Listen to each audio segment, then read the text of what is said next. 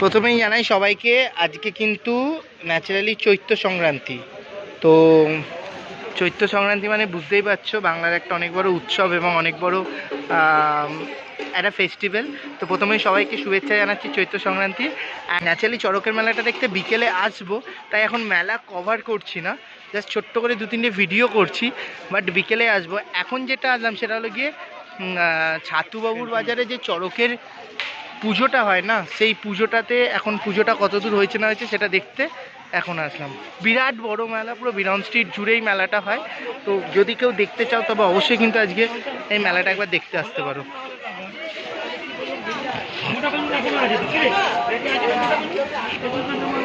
সমস্ত কিছু জিনিস থেকে শুরু করে এখানে কিন্তু এই চড়কের মেলায় থাকে। সো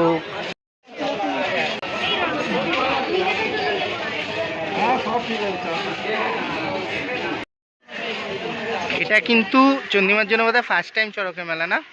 এর আগে এসেছিস চড়কের মেলায়? কোনোদিন আসিনি এর আগে চড়কের মেলায়।